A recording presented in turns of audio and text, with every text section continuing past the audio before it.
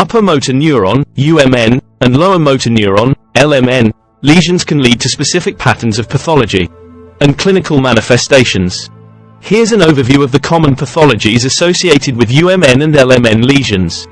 Upper motor neuron, UMN, lesions.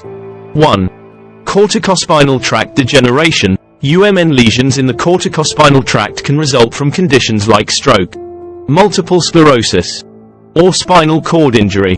Pathologically, there may be degeneration and loss of axons in the descending corticospinal tracts. Spasticity. UMN lesions disrupt inhibitory signals from the brain to the LMNs, leading to increased muscle tone and spasticity. There may be hypertrophy and hyperreflexia due to a lack of inhibitory control. Lower motor neuron, LMN, lesions. Anterior horn cell damage. LMN lesions can occur due to conditions such as motor neuron disease, e.g., amyotrophic lateral sclerosis, spinal muscular atrophy, or poliomyelitis. Pathologically, there is degeneration or loss of anterior horn cells in the spinal cord. 2. Denervation atrophy. When LMNs are damaged, there is a loss of motor input to the target muscles, resulting in denervation atrophy. Affected muscles may show varying degrees of muscle fiber shrinkage, fibrosis, and fatty infiltration. 3. Hyperreflexia, areflexia. LMN lesions disrupt the reflex arcs, leading to decreased or absent deep tendon reflexes. In some cases, both UMN and LMN lesions may coexist, leading to a combination of symptoms and pathologies. For example, in certain motor neuron diseases, there can be involvement of both the upper and lower motor neurons. It's important to note that the specific manifestations and pathology can vary depending on the underlying cause and location of the lesion. Clinical assessment, neuroimaging, and electrophysiological studies are commonly used to diagnose and differentiate between UMN and LMN lesions. Cerebral palsy, CP, is a group of permanent movement disorders that occur due to non-progressive disturbances in the developing brain, often during fetal development or early infancy. It is characterized by impaired muscle coordination and control, resulting in difficulties with posture, movement, and balance. Cerebral palsy is a broad term encompassing various types and classifications based on the patterns of motor impairment. Here, we will discuss cerebral palsies in detail. 1. Spastic cerebral palsy. Spastic CP is the most common type, accounting for approximately 70 to 80% of all cases. It is characterized by increased muscle tone, spasticity, and stiffness, which can affect one or more limbs. The affected muscles are often hypertonic, leading to difficulties with voluntary movement, coordination, and muscle control. 2. Dyskinetic, athetoid, cerebral palsy.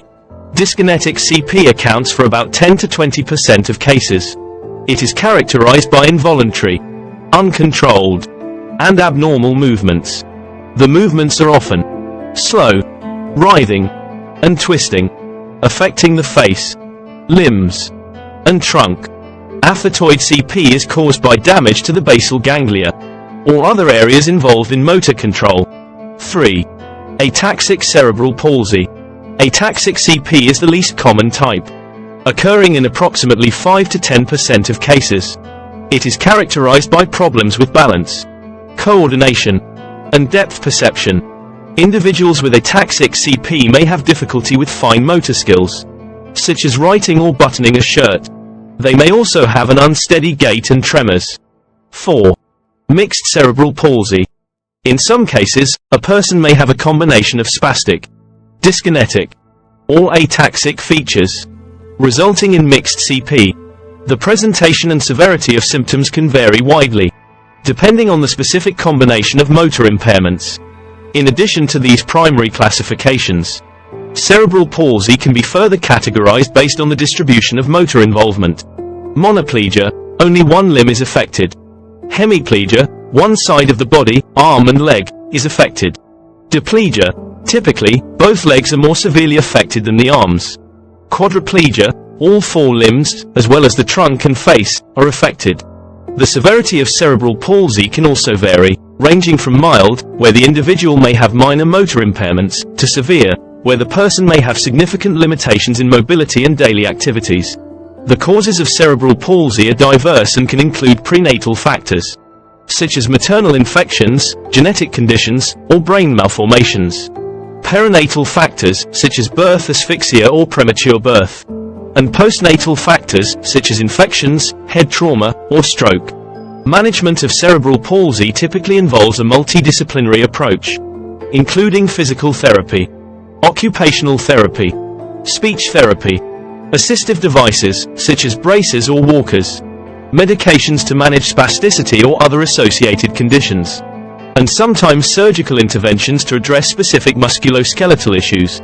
It's important to note that cerebral palsy does not worsen over time, as it is a non-progressive condition.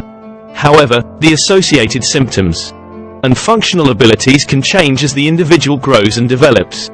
Early intervention and ongoing support can significantly improve the quality of life for individuals with cerebral palsy, helping them achieve their maximum potential and independence.